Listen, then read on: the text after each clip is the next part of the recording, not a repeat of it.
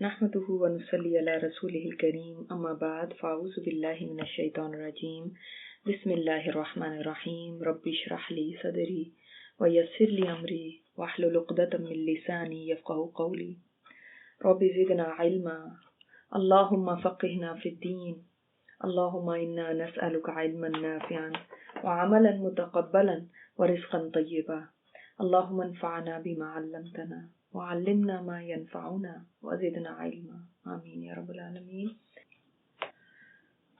تو یہ 10 سال سے بات ان کو سمجھا رہے ہیں، اب اگر آ کے وہ یہ کہہ رہے ہیں تو وہ کہہ رہے ہیں ہم نے تو آخری حد تک پہنچا دینا، یہ ہے ہماری ذمہ داری، ہماری ذمہ داری اور نہیں ہے، یعنی بلاغ مبین کر دینا۔ اب ان کو دیکھیں کہ بجائے اس کے کہ وہ اس بات کو کچھ سمجھتے، کوئی سوچتے اس کے اوپر، وہ آگے سے کہنے لگے، اب یہ پرسنالٹیز کے اوپر اٹیک شروع ہو جاتے ہیں نا، پھر جب پیغام تو دلیل سے تو کوئی جواب دیا نہیں جا سکتا، آپ کیا جواب دیں گے اس کا؟ لیکن اب کیا ہوتا ہے جب لوگ پیغام کو تو سمجھ نہیں آتی کہ اس کا کیسے جواب دیں، تو پرسنالٹی کے پیچھے پڑتے ہیں، اس کے اندر فلاز نکالتے ہیں۔ چونکہ رسولوں کا کردار اتنا خوبصورت کردار ہوتا تھا تو ان کی پرسنالٹی پہ، ان کے کردار پہ اور تو کیچڑ کوئی اچھال نہیں سکتے تھے۔ اب کیا کرتے ہیں، آج بھی ایسے ہی ہوتا ہے، آج دیکھیں نا کہ جو بھی دین کے کوئی عالم ہیں، کوئی اسکالر، کوئی شیخ ہیں، ان کے اوپر کیچڑ اچھالنے میں لوگوں کو بہت دلچسپی ہوتی ہے۔ تو فلانے کا پتہ چلا ان کو تو ایسا، اس نے تو ایسا کر دی، اس نے ایسا، یہ نہیں سمجھتے کہ وہ بھی ایک انسان ہی ہوگا، اس سے بھی غلطی ہوگی۔ آپ اس جو آپ کو پیغام دے رہا ہے اس کو سمجھو، نہ کہ اس کی پرائیویٹ لائف، اس نے شادی کی کہ نہیں، اس نے کتنی کر لی، اس نے کتنے اس کے بچے، کتنے ان کے پیچھے پڑے ہیں۔ وہ اس زمانے میں بھی لوگ رسولوں کے اندر یہ ڈھونڈنا چاہتے تھے، اب نہیں مل رہا تو اور کیا بات ملی؟ قالو، انہوں نے کہا انا تطیرنا بکم، ہم تو تمہیں منحوس سمجھتے ہیں، تم لوگ ہو ہی ہمارے لیے بیڈ لک ہو۔ ٹھیک ہے، اب کیوں انہوں نے یہ کہا؟ اس لیے کہ اس زمانے میں ڈراؤٹ تھا، خشک سالی ہو گئی تھی، بارش نہیں ہو رہی تھی، 2 سال ہو گئے تھے، نہ کوئی پھل تھا نہ کوئی کچھ تھا۔ تو انہوں نے کہا یہ جو ہمارے اوپر یہ مسئلہ آیا ہوا نا، مصیبت پڑی ہے، یہ اس لیے کہ تم لوگ یہاں ہو، تم ہمارے اندر، اور تم نے یہ کام شروع کیا ہوا نا، اس وجہ سے تو تم لوگ منحوس ہو۔ مجھے آ گئی بات؟ اب یہ جو قریش مکہ تھے وہ بھی کیا کہتے تھے؟ وہ بھی آپ صلی اللہ علیہ وسلم کو یہی کہتے تھے، آپ کی وجہ سے جب سے آپ آئے ہیں ہمارے گھر ٹوٹ گئے ہیں، کیونکہ ظاہر ہے ایک گھر کے اندر جب ایک مسلمان ہو جائے گا دوسرا نہیں ہوگا۔ آپ نا تھوڑا سا اس کو امیجن کریں کہ چھوٹی سی بستی ہے مکہ کی، سب بڑا اچھا چل رہا ہے، بڑا اچھا سب کچھ ہو رہا ہے، لوگ حج پہ آ رہے ہیں، بڑی خوشحالی بھی ہے، سب ٹھیک ہے، سب پھر ایسا طوفان آتا ہے، گھر گھر مسئلے شروع ہو گئے، کہیں ٹارچر ہو رہا ہے۔ ظاہر ہے اب یہ جو ٹارچر کرنے والے بھی ہیں وہ بھی کوئی خوش ہو کے تو نہیں وہ کر رہے نا، اب ان کو بھی ہے کہ یہ سیدھے ہو جائیں، یہ واپس آ جائیں، کہ وہ ویسے ہی جیسے ہم پہلے رہتے تھے ویسے شروع ہو جائے۔ اب گھر گھر مسئلے ہیں، کوئی کسی نے کہہ دیا میرا بیٹا نافرمان ہو گیا کیونکہ وہ مسلمان ہو گیا، کوئی ماں کہہ رہی ہے کہ میں نے کھانا نہیں کھانا تم جب تک اس دین کو نہیں چھوڑ دیتے، کوئی شوہر اپنی بیوی سے طلاق دے رہا ہے، کوئی کچھ کہہ رہا، یعنی گھر گھر ٹوٹ رہا تھا۔ کوئی چچا بھتیجا آمنے سامنے آ گئے ہیں، بہن بھائی نے ایک دوسرے سے بائیک آؤٹ کر دیے۔ تو سوچیں ایک معاشرے کا کیا حال ہو رہا تھا۔ تو وہ کہتے ہیں کہ آپ کی وجہ سے ہوا یہ، ہم تو اچھے بھلے رہ رہے تھے، آپ نے آ کے یہ سارا کیوس کیا۔ یہی یہ لوگ کہہ رہے ہیں کہ دیکھیں آپ کی وجہ سے نحوست ہے۔ آج بھی کہیں پہ کوئی بچہ ایک دین کی طرف چلا جائے، لوگ کہتے ہیں لو جی ان کا تو بیچارہ گھر ہی وہ ہو گیا، یہ تو پتہ نہیں کدھر ایکسٹریمزم کی طرف چلا گیا، دیکھا یہ تو ایسے ہو گیا۔ پہلے زمانے میں بھی یہی تھا، آج بھی کوئی حالات نہیں بدلے۔ آپ دیکھیں گے اتنا سملر ہے، اور آپ اس سبق کے اینڈ میں دیکھیں گے ہسٹری اپنے آپ کو دہراتی ہے۔ تاریخ نا جو جیسے پہلے ہوا تھا، یہ نہ سوچیں گے ہم اتنی 21 سینچری میں آ گئے، آپ تو ہم پتہ نہیں کتنے ماڈرن ہو گئے، وہ تو پرانے لوگ تھے۔ لوگ پرانے زمانوں میں ہو سکتے ہیں کہ 100 ہزار سال پہلے گزرے ہوں، لیکن مینٹیلٹیز چینج نہیں ہوئی۔ پچھلی قوموں میں جب رسول آئے انہوں نے بھی جھٹلایا، انہوں نے بھی اسی قسم کی باتیں کی کہ آپ لوگ جو ہیں ہمارے لیے منحوس ہیں، آپ لوگ ایسے ہیں۔ اب اس کا مطلب کیا تھا؟ مطلب یعنی آپ کی وجہ سے ہمارے اوپر ایک مصیبت آئی ہے. حالانکہ قرآن کہتا ہے کہ سورہ انعام میں بھی ہے، اسی طرح سورہ اعراف میں بھی ہے کہ اللہ تعالیٰ نے فرمایا ہے کہ جب انہوں نے رسولوں کو جھٹلایا تو ہم نے ان کے اوپر بأسا اور ضرا بھیجے. بأسا کیا ہوتا ہے؟ یعنی جو بھی فائنینشلی یا اکنامکلی جو بھی مصیبتیں ہوتی ہیں، قحط ہے، فقر و فاقہ ہے، پانی کی قلت ہو گئی، فصلیں نہیں ہو رہی، یہ ہے بأسا. اور ضرا کیا ہے؟ جو بھی باقی مصیبتیں، کوئی بیماریاں، کوئی دشمنیاں، کوئی آپس میں اختلافات، کوئی گھر گھر جھگڑے، یہ ضرا ہے. تو اللہ تعالیٰ نے فرمایا ہم نے ان کے اوپر بأسا اور ضرا بھیجے تاکہ یہ عاجزی اختیار کریں، نرم پڑ جائیں، تاکہ مطلب ان کے لیے ایک ویک اپ کال تھے. اگلی سورہ جو سورہ اعراف ہے اس میں بھی یہی ہے کہ ہم نے جس بستی میں کوئی رسول نبی بنا کے بھیجا، پھر انہوں نے ان کو جھٹلایا، تو ہم نے اس بستی کے لوگوں کو بأسا اور ضرا میں مبتلا کیا تاکہ وہ عاجزی اختیار کریں. تو دیکھیں بار بار کیا ہے کہ یعنی لوگ تاکہ ان کو ذرا جھنجھوڑا مصیبتیں بھیج کے ایسے اس کو سمجھیں کہ جیسے مثلا آپ نے صبح کے لیے الارم لگایا ہوا ہے. اب آپ اپنی فون پہ الارم لگاتے ہیں، اب فون بجتا رہا اور آپ سوتے رہے، آپ نہیں جاگے، پھر کوئی آتا ہے آپ کو آواز دیتا ہے، آپ پھر بھی نہیں جاگے، تو پھر وہ آ کے کیا کرتا ہے؟ آپ کو زور زور سے ہلاتا ہے کہ اٹھو اٹھو، ٹائم ہو گیا اٹھنے کا. تو رسول بھی آئے، انہوں نے ان لوگوں کو جگانے کی کوشش کی، یہ نہیں جاگے، تو اللہ تعالیٰ نے پھر مصیبت بھیجی. مصیبت وہ ہے جیسے ہاتھ سے پکڑ پکڑ کے کسی کو آپ جھنجھوڑ دیں کہ اب تو اٹھ جاؤ، اب تو جاگ جاؤ. اگر انسان اس بات کو سمجھ لینا کہ دیکھیں جب انسان نہیں سمجھتا، نہیں اللہ کی طرف آتا، اللہ کی بات کی طرف دھیان نہیں دیتا، تو مصیبتیں آتی ہیں. اب انسان بجائے اس کے کہ یہ سوچے کہ میری کیا غلطی ہے، الٹا وہ مصیبت کا ذمہ دار کسی اور کو سمجھ لیجیے، فلاں کی وجہ سے ہوا، فلاں کی وجہ سے، اپنے اعمال کو دیکھے ہی نہیں. تو یہ تو خسارہ ہی ہے نا. اللہ تعالیٰ تو اس لیے مصیبتیں بھیجتا ہے. ہم اپنے حالات میں رکھ کے سوچے ہیں، ہم بھی تو اسی طرح کرتے ہیں، کسی نہ کسی کے اوپر پوائنٹ آؤٹ، اس کی وجہ سے وہ اس کا قصور. ہم اپنے اعمال کو نہیں کبھی دیکھتے. اور انہوں نے کیا کہا؟ صرف یہی نہیں، صرف اس پہ بس نہیں ہوئے، بلکہ وہ ایسے لوگ تھے کہ آگے سے الٹا وائلنس پہ اتر آئے. کہتے ہیں لَإِن لَمْ تَنْتَهُ، البتہ اگر نہیں تم باز آئے. اب ل کے اندر تاکید ہے، ایمفسائز کرنا، یعنی یقیناً ایسا ہی ہم کریں گے. اگر نہیں تم باز آئے، لَنَرْجُمَنَّكُمْ، ہم ضرور تمہیں سنسار کر دیں گے، پتھر مار مار کے تم لوگوں کو مار دیں گے اگر تم نہیں باز آئے تو. کس چیز سے نہیں باز آئے؟ یہ اپنی تبلیغ کرنے سے، یہ اپنی باتوں سے بند کرو ان باتوں کو. وَلَيَمَسَّنَّكُم مِّنَّا عَذَابٌ أَلِيمٌ، اور البتہ ضرور چھوئے گا تم کو ہماری طرف سے دردناک عذاب. اب کیا کر رہے تھے رسول؟ کہ ان کو کوئی زبردستی باندھ کے تو نہیں کچھ کرا رہے تھے، کوئی ان کو کوئی زبردستی کچھ کرنے، صرف بتاتے ہی تھے نا. لیکن لوگ جب یعنی سرکشی میں اتنے بڑھ جاتے ہیں نا، وہ پھر حق پرست کے اتنے پیچھے پڑ جاتے ہیں کہ ان کو ان کی آوازیں بھی اچھی نہیں لگتی. وہ کہتے ہیں یہ آوازوں کو بھی بند کر دو، یہ ہمارے کانوں میں یہ آوازیں بھی نہ پڑے. ان کو اتنی نفرت ہوتی ہے پھر حق سے. یعنی حق بات، جو سچ بات ہے، جو اللہ کی طرف سے بات ہے، اس کو سننا بھی نہیں چاہتے. آپ دیکھیں نا سورہ ملک میں جہنم والے کیا کہتے ہیں؟ وَقَالُوا لَوْ كُنَّا نَسْمَعُ، کاش کہ ہم سن لیتے، کیونکہ پھر سننی بھی اچھی نہیں لگتی. پھر انسان کہتا ہے بس سنیں گے بھی نا، انہوں نے کچھ نہ کچھ یہ کہنا ہے، کوئی ڈراوے ہی دیں گے، ہمیں ڈرا دیں گے، اور سن لیں گے پھر ہمیں رات کو نیند نہیں آئے گی. سن لیں گے تو ہم نے سننا بھی نہیں ہے. یہ سننے کے بھی لوگ کتنے خلاف ہو جاتے ہیں. کوئی ان کو زبردستی کچھ نہیں کرا رہا ہوتا، کوئی ان کو ڈنڈے مار مار کے نہیں کچھ کام کراتا، لیکن ان سے اتنا بھی گوارا نہیں ہوتا کہ ہمارے کانوں میں ہی اللہ کی بات پڑ جائے. یہ کوئی بات جو حقیقی ہے، ہو سکتا ہے ہم سمجھنے کی تو کوشش کریں، ہو سکتا ہے یہ بات سچی کہہ رہے ہوں، نہیں ہم نے سننی بھی نہیں. کیا آج لوگوں کے رویے یہی نہیں ہو گئے کہ وہ سننا بھی نہیں چاہتے؟ ان کو کتنا بھی بلاؤ صرف سن ہی لو، کہتے نہیں سننا بھی نہیں ہے. اب یہاں پہ ان متکبر لوگوں کا آخری جو ہمیشہ ہی لوگوں کا حربہ ہوا کرتا ہے کہ جب ان کو کوئی بات نہیں سمجھ آتی کہ اس کا دلیل کے ساتھ کیا جواب دیں تو دھمکیوں پہ اتر آتے ہیں. فرعون نے بھی تو موسیٰ علیہ السلام کے ساتھ یہی کیا تھا, تم نہیں باز آئے میں تمہیں قتل کر دوں گا.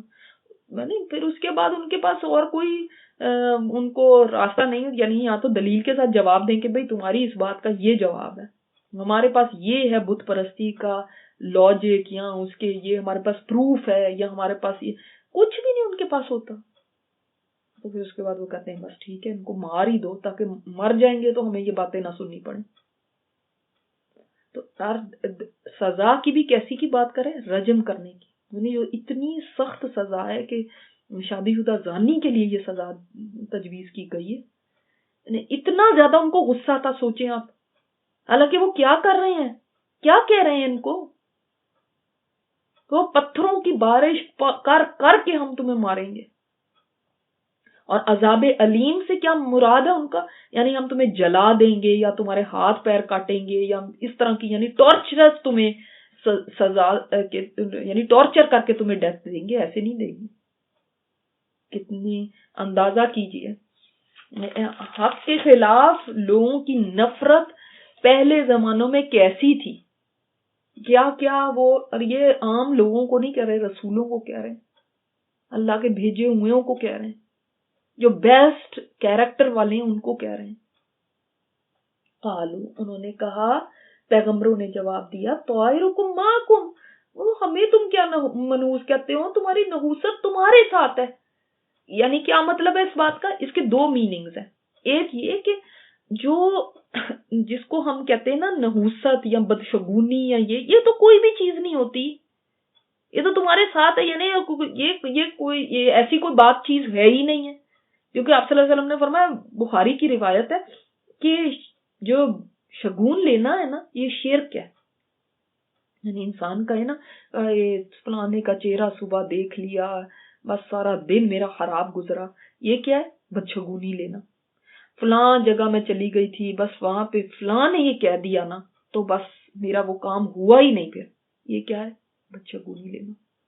یہ سپرسٹیشس باتیں ہیں, یہ بیڈ لک کسی کو سمجھنا یا کسی چیز میں یہ سمجھنا, کسی انسان میں سمجھنا, یہ سب شرک ہے. ہاں اچھی چیز, آپ اچھا شگون ضرور لے سکتے ہیں, اس میں نہیں ہے کوئی حرج.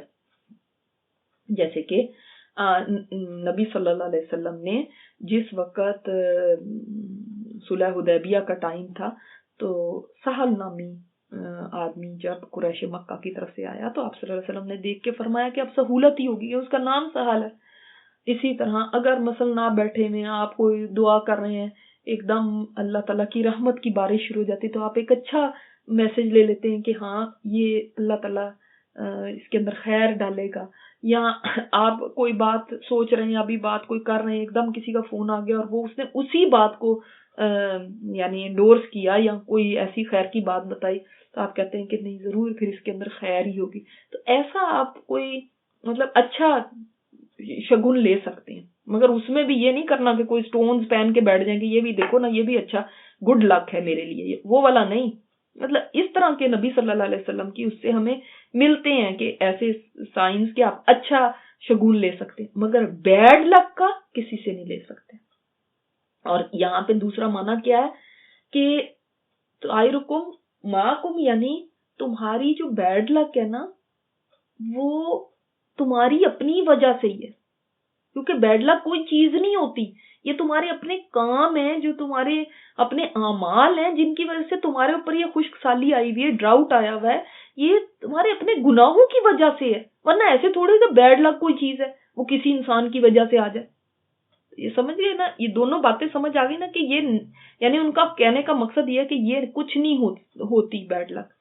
نمبر 2, بیڈ لک یہ تمہاری اپنے چیزوں کی وجہ سے جو تم کر رہے ہو. اسے آپ کو کیا سمجھ آئی؟ یہ بہت بڑا میسج ہے ہمارے لیے.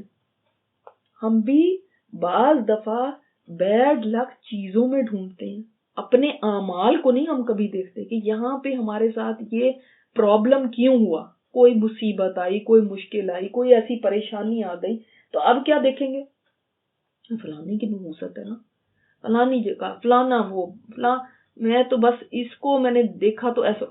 کیوں نہیں ہم اپنے اعمال کو دیتے؟ یاد رکھیں اس کا مطلب ہے کہ گناہ کرنے کا نتیجہ ہوتا ہے کہ کوئی مصیبت آتی ہے. گناہ کا نتیجہ ہوتا ہے. یہ بیڈ لک وغیرہ کوئی چیز نہیں ہوتی. آپ اس وقت جب کچھ برا ہو، کوئی مصیبت آئے، تو اپنے اعمال کی طرف دیکھنا چاہیے. میں کہاں غلط ہوں، میں کچھ ایسا کر رہی ہوں وہ، لیکن اکثر وہ تو ہمیں نظر ہی نہیں آتے. کہتے میں کون سا ایسا کچھ کر رہی تھی. اس کا مطلب انسان اپنے آپ کو بہت پاک صاف سمجھتا ہے، بار صاف سمجھتا ہے. میں کیا ایسا کر رہی تھی، میں نے تو کچھ کیا ہی.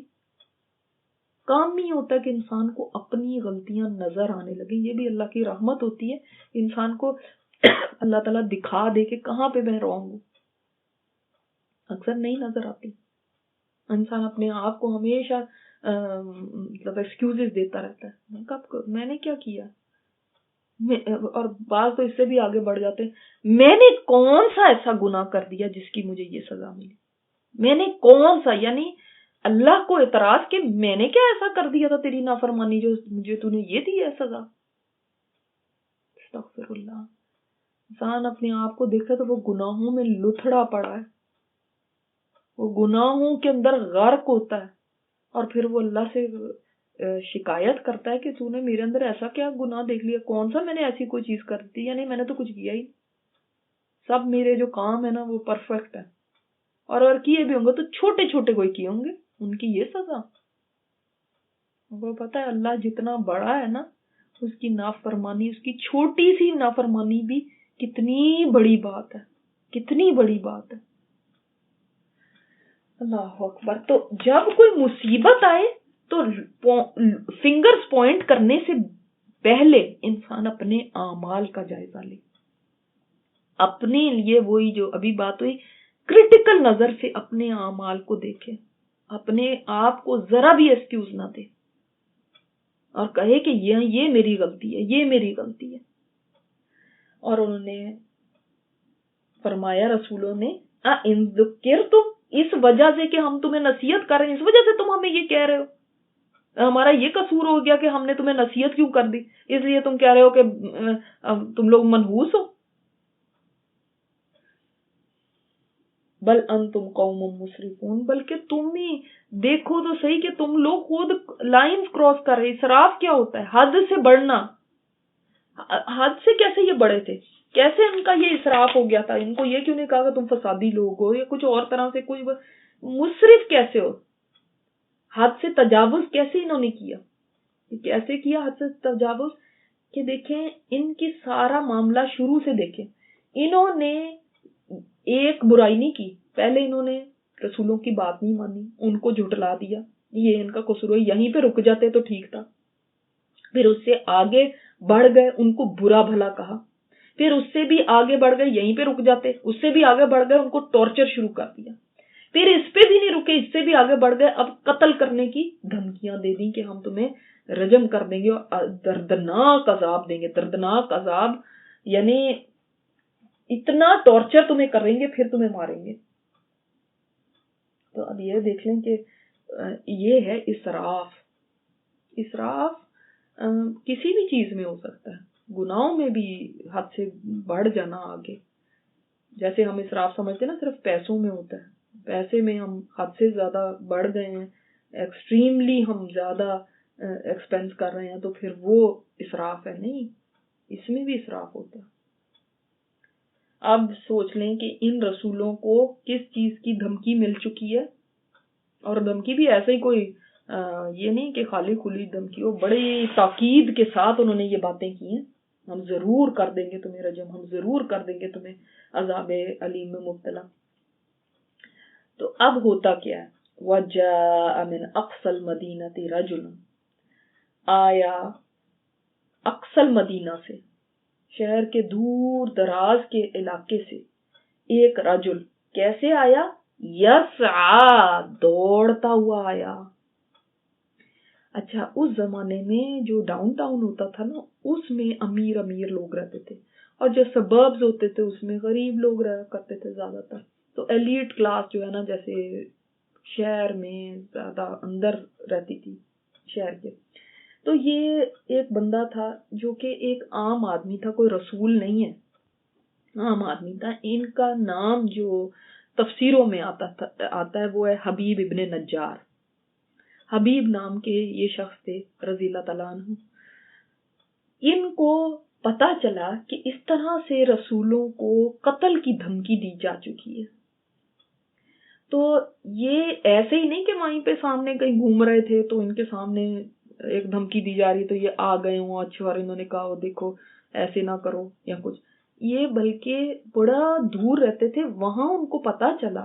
تو اس کا مطلب ہے کہ انہوں نے کوئی پلاننگ کی ہوگی کہ میں جاتا ہوں، میں دیکھتا ہوں، میں خود جاتا ہوں، اور ایفرٹ کی کہ وہاں سے آئے. اور ایسے ہی نہیں آئے، یہ لفظ جو ہے نا، ایک لفظ نے بتا دیا کہ ان کی تڑپ کتنی تھی کہ وہ دوڑتے ہوئے آئے ہیں. ان کی سٹوری یہ بتائی جاتی ہے کہ یہ قرطبی لکھتے ہیں کہ یہ بت پرست تھے اور 70 ایئر سے بت پرستی میں غرق تھے، یعنی انہوں نے اپنی زندگی وقف کر دی تھی بتوں کے لیے. تو جب یہ رسول ادھر سے آئے، یعنی جب یہ اس قریہ میں آئے ہوں گے تو یہاں سے گزرے ہوں گے اس علاقے سے، تو انہوں نے ان کو دعوت دی اور یہ ایمان لے آئے. بعض مفسرین نے یہ بھی لکھا ہے کہ رسولوں کی دعوت، ان کا پیغام دور دراز تک پہنچ چکا تھا اور ان تک بھی پہنچا تھا تو یہ ایمان لے آئے. باہر کیا جو بھی تھی، بات یہ تھی کہ 70 ایئر سے یہ شرک کر رہے تھے اور اب یہ ایمان لے کر آئے. اب سوچیں جو بندہ 70 ایئر سے شرک کر رہا وہ کوئی 20 سال کا نوجوان تو ہوگا نہیں، 25 سال کا 30 سال کا تو نہیں ہوگا وہ، رائٹ؟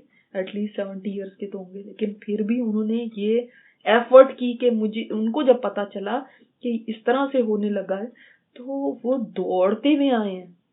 اور من اقصى المدینہ، اس کے اندر بھی ہمیں ایک بات پتا چلتی ہے، جو مدینہ ہوتا ہے نا، ایک ہم نے اب پڑھا اصحاب القریہ، قریہ والے، بستی والے، ٹھیک ہے، اور ایک ہے مدینہ. یہاں پہ یہ نہیں کہا گیا اقصى القریہ، اقصى المدینہ کہا گیا. فرق ہے نا دونوں میں. قریہ جو ہے نا وہ ٹاؤن ہوتا ہے، چھوٹی جگہ، اور مدینہ جو ہے وہ یعنی جیسے آپ کہیں سٹی کہہ لیں یا آپ جو کاؤنٹی کہہ لیں. یہاں مثلا اگر میں کہوں کہ میرے شہر کے باہر سے کوئی آیا ہے، یا میں کہوں کہ یہ آؤٹ آف اسٹیٹ سے آیا ہے، کیا زیادہ دور ہے؟ آؤٹ آف اسٹیٹ زیادہ دور ہے نا، کیونکہ اسٹیٹ بڑی ہوتی ہے. مدینہ بھی قریہ سے زیادہ بڑا ہوتا ہے. تو مدینہ سے باہر سے دور سے آیا تو اس کا مطلب شہر کے باہر آؤٹ اسکرٹس میں کوئی رہتا ہوگا تو وہاں سے آیا، رائٹ؟ سوچ سکتے ہیں آپ کی کتنی دور سے یہ آئے. اور اللہ تعالیٰ کو نے ان کے آنے کی کیفیت کو بھی بیان فرما دیا. سبحان اللہ کہ اللہ کو ان کا آنا کتنا پیارا لگا ہو کہ دوڑتے بھی آ رہے ہیں. یہ نہیں کہ سستی کے ساتھ. ہمیں تو کوئی دین کا کام ہو، کوئی بتا رہا ہو، پہلے 10 دفعہ ریمائنڈ کرانا پڑتا ہے، کالز کرنی پڑتی ہیں، موٹیویٹ کرنا پڑتا ہے، پھر کتنی مشکلوں سے کہیں ہم اٹھتے ہیں. وہ نیکی کے کام میں کیسے ہیں؟ دوڑتے ہوئے. اللہ کو اس کام میں دوڑنے والا بڑا پسند ہے، ورنہ اس لفظ کی تو ضرورت ہی نہیں. ورنہ تو ویسے بھی بتایا جا سکتا تھا کہ باہر سے ایک آدمی آیا اور اس کے بعد رجل قالا، اس نے کہا. یس کا لفظ آپ نوٹ کیجیے اور سوچیں کہ پھر اللہ تعالیٰ کو کتنی پیاری لگی ہوگی یہ دوڑ، یہ آنا، یہ جلدی کرنا، یہ تیزی کہ اللہ تعالیٰ نے وہ بھی بیان فرمائی. ورنہ قرآن کا کوئی لفظ فالتو نہیں. سبحان اللہ. یہ ہے اللہ کی قدردانی. یہ ایک انسان کی اس عمل کی بھی قدردانی کہ اس کو کتنی تڑپ ہے کہ وہ بھاگتا ہوا آیا. اچھا اب آپ دیکھیں وہ کیوں آ رہے ہیں. اس لیے کہ آگے کی بات سے ہمیں پتہ چلتا ہے. قالا، انہوں نے فرمایا، یا قوم اتبعوا المرسلین، اے میری قوم فالو کرو رسولوں کو. اس کا مطلب کیا کرنے آئے ہیں یہاں پہ؟ اپنی قوم کو یہ کہنے کے لیے آئے ہیں رسولوں کی بات مان لو، رسولوں کا طریقہ صحیح، یہ سچے ہیں، ان کی بات مان لو. یہ کہنے کے لیے آئے ہیں. کیوں؟ کیا ضرورت تھی؟ ہمارے جیسے ہوں تو ہم سوچیں کہ بھئی دیکھو بھئی وہاں پہ پہلے ہی رسول کام کر رہے ہیں، میرے جانے سے کیا ہوگا، ہے نا. انسان سوچ رہا ہے نا میرے جانے سے کیا ہوگا. جب انہوں نے ان کی بات نہیں سنی تو ہماری کیا سنیں گے. انہوں نے یہ نہیں سوچا، یہ بھی نہیں سوچا کہ میں تو ایمان لے آیا ہوں، اب وہ جو مرضی کرتے رہے میری بلا سے، مجھے اتنی مصیبت کرنے کی کیا ضرورت ہے؟ وہ جانے اور رسول جانے، میری کوئی ذمہ داری ہے؟ جیسے ہم بھی آج سوچتے ہیں نا، میری کوئی ذمہ داری؟ تو مولویوں کا کام ہے دین کی بات آگے پہنچانا، اس کا کرنا، یہ قرآن والوں کا کام ہے۔ تو میرا سوال یہ ہے کہ دین والوں کا کام ہے، قرآن والوں کا کام ہے، جو یہ بات کہتے ہیں وہ خود نہیں ہے قرآن والے۔ قرآن والے ایسے ہوتے ہیں، دین والے ایسے ہوتے ہیں، تو آپ کیا ہیں؟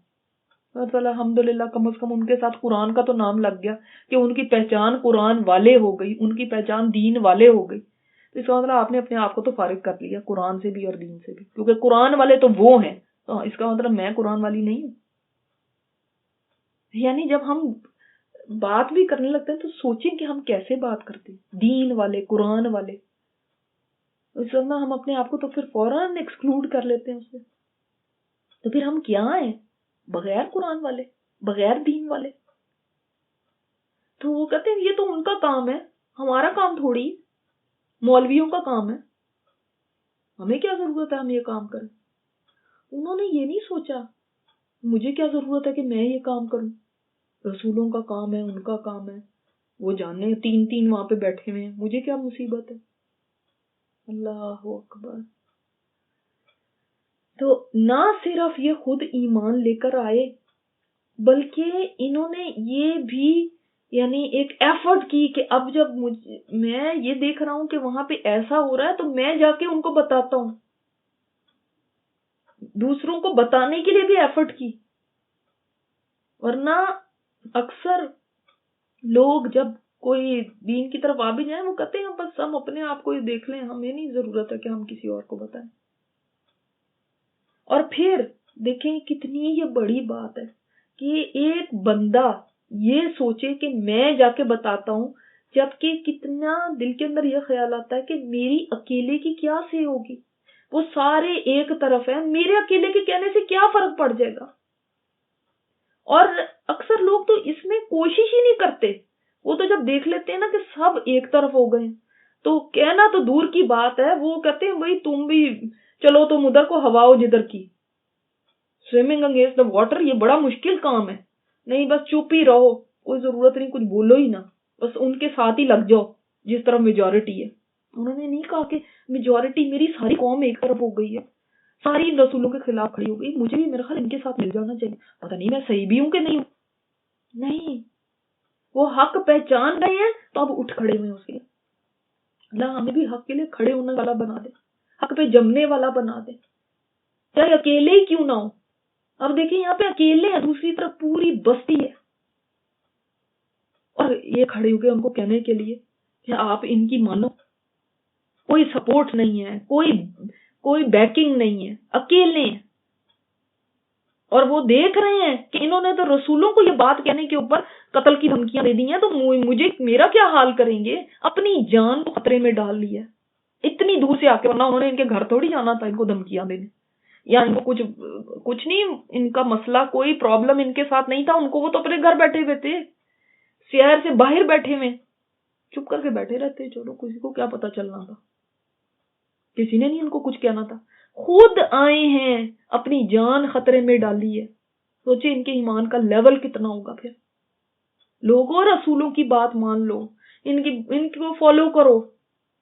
اب یہ دیکھیں یہ کیوں کہا انہوں نے کہ رسولوں کی بات مانو، یہ تو نے کہا مسلمان ہو جاؤ، یہ ہو جاؤ، وہ جاؤ، اس لیے کہ رسول کی جو بات ہے نا، رسول کا جو پیغام ہے اس کو فالو کرنا یہی تو دین ہے۔ اور دین کیا ہے؟ دین کا خلاصہ کیا ہے؟ رسول کی بات، رسول جو بات کہہ رہے ہیں وہ ماننا، دیٹ از دین۔ جب ان کی بات مان لیں گے تو سب چیزیں ہی ٹھیک ہو جائیں گی۔ اور اتباع ان کا کیوں کرنا ہے؟ تبیو ایسے نہیں، یہ رسول ہیں، اس کا مطلب یعنی انہوں نے گواہی دے دی کہ یہ رسول ہیں، ان کی بات مانو، اسی لیے ہم فالو کریں گے کہ یہ رسول ہے، ورنہ ویسے ہی کسی کے بلائنڈ فالوئنگ کرنی تو منع ہے۔ آئیے دیکھیں پتہ چلتا ہے نا، رسولوں کو تو پتہ بھی نہیں ہوگا کہ کون کہاں پہ بیٹھا ہوا ان کا سپورٹر ہے، اور جو آ جائے گا اور آ کے ایسے بات کرے گا۔